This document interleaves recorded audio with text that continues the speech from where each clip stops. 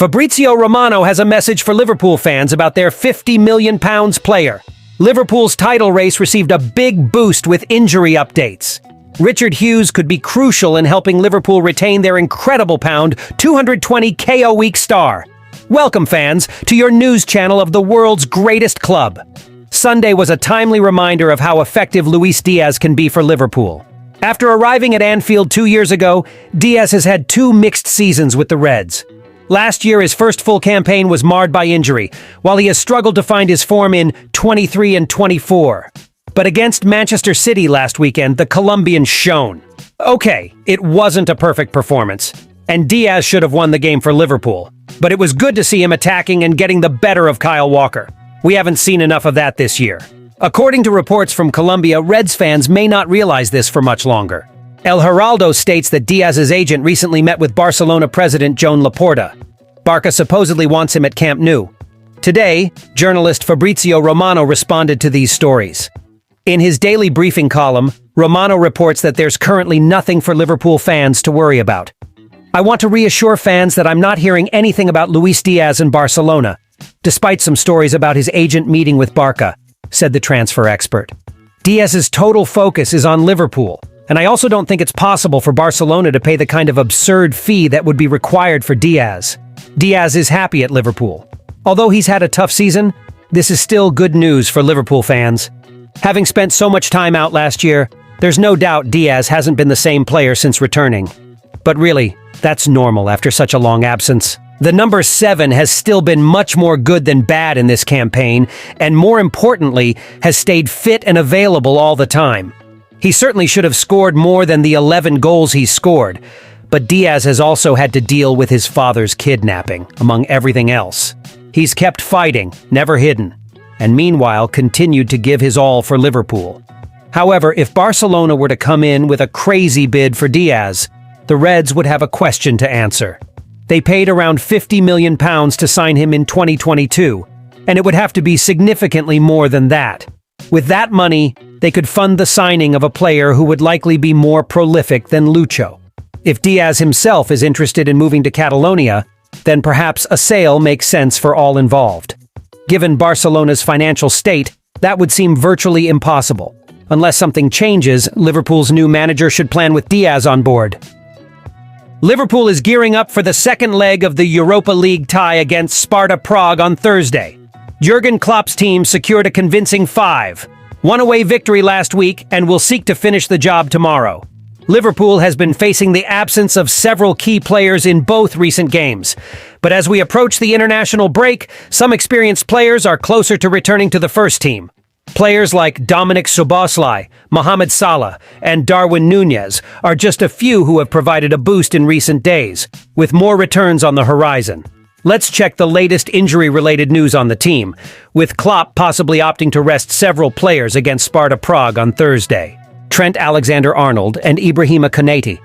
The Liverpool vice-captain was present in the 1-1 draw against Manchester City at Anfield on Sunday, but is likely still sidelined due to a knee issue until after the international break.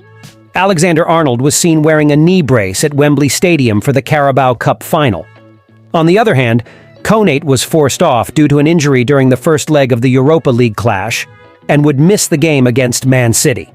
However, this setback is considered minor, and although he's likely to sit out Thursday's match, having been seen training alone yesterday, he might be fit to face United. Klopp may well provide an update in his press conference later today. Possible return dates: Alexander-Arnold after the international break and March 17th for Konate, Curtis Jones and Ryan Gravenberch. The midfield duo has suffered ankle injuries in the past month.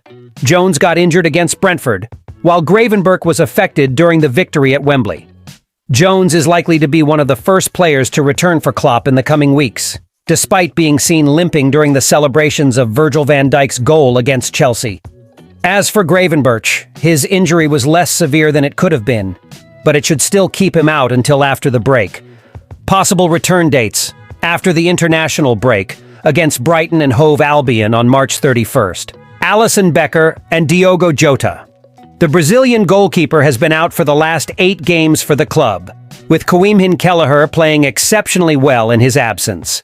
The thigh tendon issue was more severe than anticipated, And while Klopp assured fans that the goalkeeper will return before the end of the season, the injury will take quite some time to heal. Jota suffered a knee injury in the same game where Jones got injured against Brentford, and Klopp revealed he will be sidelined for months rather than weeks. The Liverpool manager was hopeful he could return for the clash. Possible return dates, unknown timing after the international break. Thiago Alcantara and Stefan Bajcetic.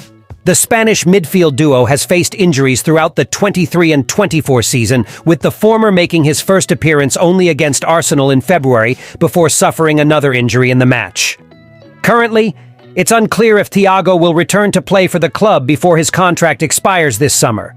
However, his young teammate Bajcetic is nearing full fitness, although the club is not in a rush to rush his return due to his young age. "He's clearly regaining fitness now," Klopp said. "He hasn't been cleared to train with the team yet.